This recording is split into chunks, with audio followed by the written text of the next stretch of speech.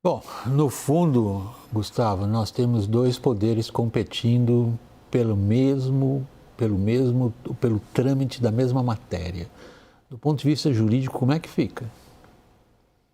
A tensão está subindo de escala, subindo degraus. É como uma escada em que se vai subindo de degrau em degrau, porque lá atrás todo o conflito se originou de um problema ocorrido com o povo Xoclen, no interior de Santa Catarina, William. E dali houve decisão judicial atrás de decisão judicial, até que um recurso extraordinário chegou ao Supremo Tribunal Federal. E o Supremo Tribunal, no recurso extraordinário, considerou inconstitucional aquele modelo demarcatório e o marco temporal. O Congresso reagiu e editou uma lei federal, aproveitando que o acórdão do Supremo Tribunal Federal, que é o nome que se dá à decisão colegiada, ainda não havia sido publicado. Então, o Congresso editou a Lei 14.701, em 2023, estabelecendo marco temporal. O que houve? Três ações diretas de inconstitucionalidade ao Supremo Tribunal Federal, em geral as legendas de esquerda pedindo a declaração da inconstitucionalidade do marco temporal, e partidos das legendas da direita propuseram uma ação declaratória de constitucionalidade, quando se pede que se declare constitucional uma lei, a ADC 87. E tudo isso vai ser julgado agora pelo Supremo Tribunal Federal.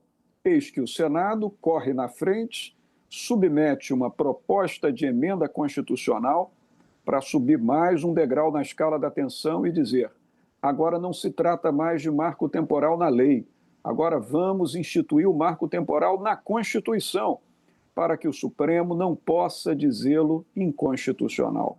Só que pode, William, porque lá atrás, quando o Supremo decidiu pela primeira vez pela inconstitucionalidade do marco temporal, entendeu pela ofensa a direitos fundamentais e à dignidade da pessoa humana, compreendendo que o artigo 231 da Constituição, ele também pode ser entendido como cláusula pétrea constitucional, impassível de modificação por emenda. Terminando, o que nós teremos?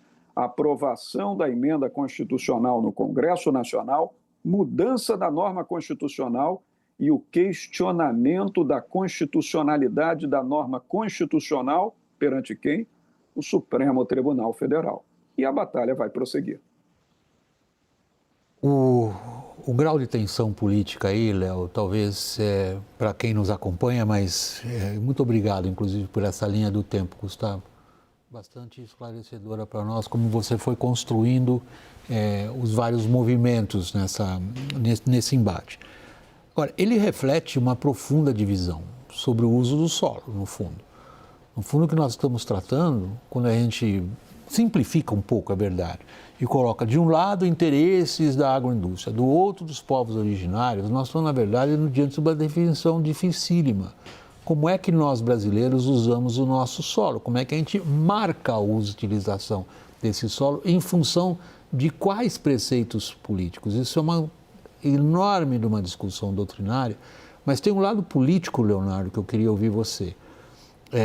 Nesse ambiente que nós temos hoje, que você veio descrevendo também na primeira parte do programa, há distensionamento quando se trata de marco temporal? Não acredito, William, porque nesse caso a gente está falando de uma bancada, né, que tem aí por baixo 270 parlamentares muito bem articulados, né, que trabalham e formulam políticas públicas e que entendem nesse debate do marco temporal um elemento de insegurança jurídica para os seus negócios, né, de insegurança política, de jurídica para as pessoas que estão ali, né, dentro do processo produtivo, muito ruim. E eles entendem que essa decisão do Supremo ela retira, né, qualquer tipo de previsibilidade da divisão das terras, porque tudo vai entrar dentro de critérios subjetivos definidos, em última instância, por técnicos do poder executivo, estudiosos, antropólogos. Então, é inaceitável para eles, né, um processo como esse. E aqui, nesse caso, a gente vai ter uma situação onde eu não consigo perceber um processo de extensão. Acho que o próprio ministro Gilmar Mendes tentou, até uma coisa muito inusual, né? Assim, uma Câmara de Conciliação política, né, dentro do Supremo Tribunal Federal, mas eu não percebo isso. Eu acho que aqui a gente está falando de um argumento de força, né, que o Congresso vai usar e dentro do qual ele não consegue ver uma outra solução em razão da base que ele representa e que percebe nisso uma fonte de insegurança muito grande. Essa expressão do Leonardo é importante, Daniel, pelo menos da maneira como eu o entendi. Argumento de força. O argumento de força é claro. Se quem faz as leis é o parlamentar e o parlamentar diz que a Constituição precisa, sim, de ter esse dispositivo do marco temporal, como o STF desafia isso? Só que tem um ponto ali que é preciso colocar. Eu recorro aqui à tese de mestrado do presidente do Republicanos, Marcos Pereira, que escreveu e fez o seguinte levantamento: 80% das ações de constitucionalidade propostas ao Supremo Tribunal Federal são julgadas procedentes. 1/3 das que são julgadas procedentes são levadas ao STF por partidos políticos. Então, isso tudo enseja a seguinte questão: o Congresso está fazendo o devido controle de constitucionalidade daquilo que está aprovando, seja projeto de lei, seja PEC?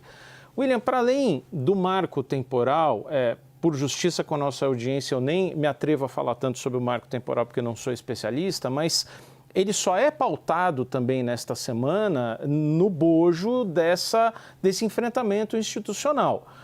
Cada poder flexionando seus músculos para ver quem ganha de quem, testando seus limites, testando suas forças. O legislativo cresceu sobre o executivo, o judiciário cresceu sobre o legislativo. Agora, se o legislativo tem todas as condições de dar respostas, por exemplo, limitando o mandato de ministro supremo, fazendo impeachment, etc. Olha, o Supremo acabou de pautar, Flávio Dino acabou de pautar para março, os primeiros julgamentos de deputados por desvios de recursos provenientes de emendas parlamentares. Pode declarar inconstitucionalidade de emenda impositiva a qualquer momento. Pode julgar uma DPF, também proposta pelo mesmo Solidariedade do Paulinho da Força, que questiona se deve ser mesmo vetado contribuição de campanha de empresas. Uma coisa que sumiu por causa da reforma eleitoral, da reforma política, da reforma eleitoral. E aí você tem um possível esvaziamento do controle de partidos do Centrão pelos grandes caciques, esses grandes CEOs da política que apareceram: Kassab, Marcos Pereira, Ciro Nogueira, Antônio Rueda, que não tem voto, mas tem controle do caixa. Então o Supremo tem como responder o Legislativo e tem como ferir, como machucar muito pesadamente. Se essa briga for adiante, vou na linha do Léo, todo mundo pode perder. Bom, ela pelo jeito está indo adiante. O que você nos disse há pouco, Gustavo, que me pareceu bastante relevante do ponto de vista das ideias que estão embutidas ali. Você diz, quando o Congresso vem e coloca o marco temporal e o STF derruba a ação do Congresso, do legislador, dizendo, no fundo vocês estão mexendo com uma cláusula pétrea. Porque o argumento do STF, como você nos elucidou, para negar o que o Congresso tinha colocado, é um argumento em cima da essência da Constituição.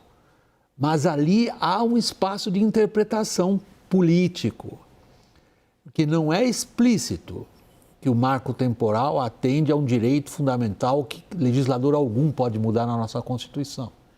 Na verdade, nós estamos vendo uma interpretação do Supremo. E como é que isso, que parece ser apenas um debate jurídico, vai se desenvolver?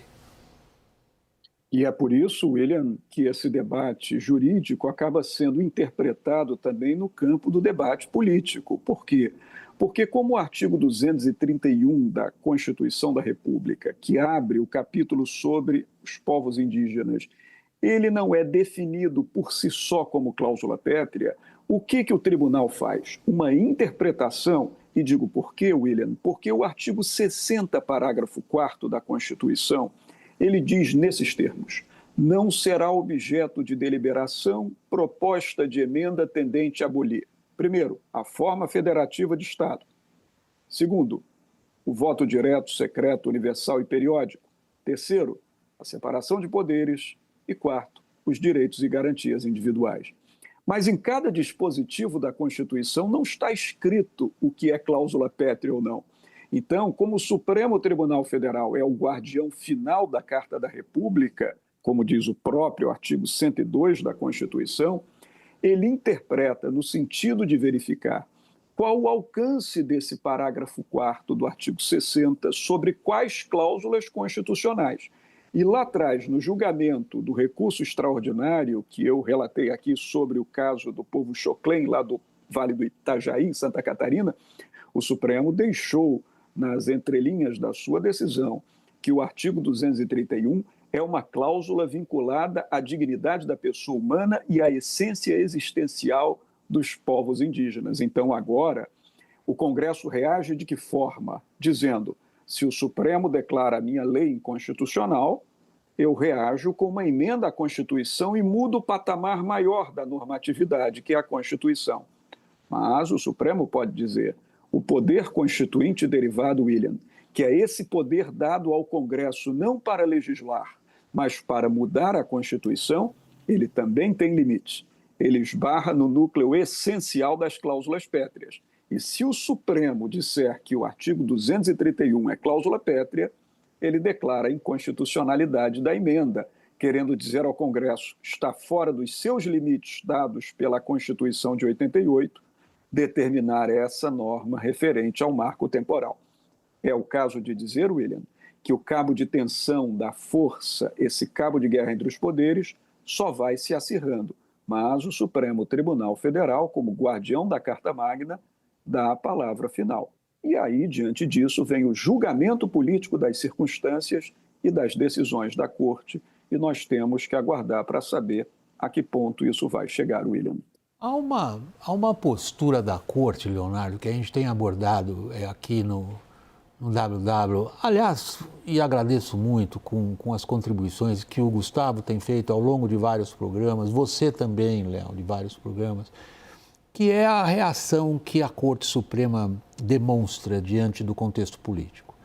No caso específico do marco temporal, nós temos uma demanda antiquíssima de vários setores, de segmentos da economia, que a gente viu acontecer, por exemplo, na discussão sobre licenciamento ambiental. Há uma similaridade entre essas duas discussões, quer dizer o seguinte, ninguém é a favor da destruição do meio ambiente, ninguém é a favor da destruição dos direitos dos povos originários, mas a atividade empresarial e a economia e o bem-estar da população em geral acabam sendo submetidas a arbítrios, excesso de burocracia, critérios difusos, particularmente do executivo que você citou, que também não podem ser tolerados. Politicamente, como isso vai se resolver? Um colapso, né? Tem um cara chamado Charles Lindblom que ele diz assim, que quando você acumula muita demanda e o Estado não consegue devolver isso, em algum momento esse é um processo que ele fica disfuncional, né? E aí isso pode caminhar para um processo eleitoral cuja pauta da eleição seja impeachment de ministro do Supremo, né? Pode caminhar para uma pauta eleitoral cujo próximo candidato a presidente prometa nomear um PGR que vai pautar o impeachment de um ministro do Supremo. Então, a gente está vivendo uma desconfiança, acho que no fundo é isso, uma desconfiança muito profunda nos atores, né? Onde começa a se questionar a legitimidade da outra parte de estar sentada à mesa. O STF questiona os motivos do Congresso, o Congresso questiona os motivos do STF, o presidente da República perde um debate político e ele procura o STF para reverter uma decisão. Então, a gente está vivendo um cenário de muita disfuncionalidade, de muita desconfiança entre os atores, né? E a gente pode caminhar, sim, para impasses, né, mais difíceis e mais dramáticos, né? E aí aquela nossa expectativa, a esperança, né, de ter um presidente ou de ter um governo, um ciclo aí, que nos prometa 4 anos de tédio, vai ficando cada vez mais distante.